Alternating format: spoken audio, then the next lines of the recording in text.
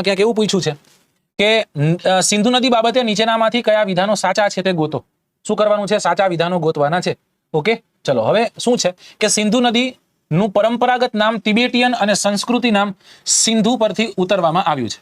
પહેલી વસ્તુ સંસ્કૃત નામ, બરાબર. ઓકે, ત્યાંથી આગળ કે સિંધુનો અંતિમ સ્ત્રોત માનસરોવર નું સામીપ્ય છે એમાં આવેલા તિબેટિયન ઉચ્ચ પ્રદેશ પરથી છે. અંતિમ સ્ત્રોત. Okay, done. સિંધુ અને તેની 5 ઉપનદીઓ સંયુક્ત રીતના સિંધુ તટ પ્રદેશ છે જે 4 રાષ્ટ્રોમાં વ્યાપ છે. સિંધુ તટ પ્રદેશ 4 રાષ્ટ્રોમાં વ્યાપ છે, 4 રાષ્ટ્રો સુધી વ્યાપ છે. એ તમારે મને કહેવાનું છે. એ કહે છે કે સાહેબ બી કરી નાખો, 1 અને 2 સાચું છે.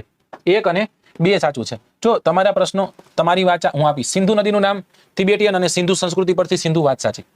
પછી 1 અને 2 કયો છે ને, સિંધુનો અંતિમ સ્ત્રોત માનસરોવર. સિંધુનો અંતિમ સ્ત્રોત એટલે કે છેલ્લે ક્યાંથી નદી નીકળે છે?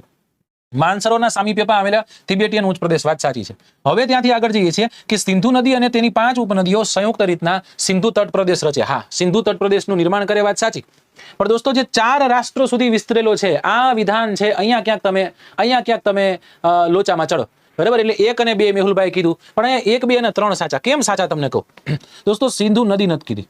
હા, સિંધુ નદી હોત ને તો તિબેટમાંથી ઉદ્ભવે એટલે 1 રાષ્ટ્ર થયું, ભારતમાં આવે એટલે કે બીજું રાષ્ટ્ર થયું, અને પાકિસ્તાનમાં જાય એટલે 3જું રાષ્ટ્ર થયું. પણ સિંધુની સહાયક નદીઓ છે એ ક્યાંક આપણને અફઘાનિસ્તાનથી પણ આવતી જોવા મળે છે. ક્યાંથી આવતી જોવા મળે છે? અફઘાનિસ્તાન નામના દેશમાંથી પણ આપણને આવતી જોવા મળે છે.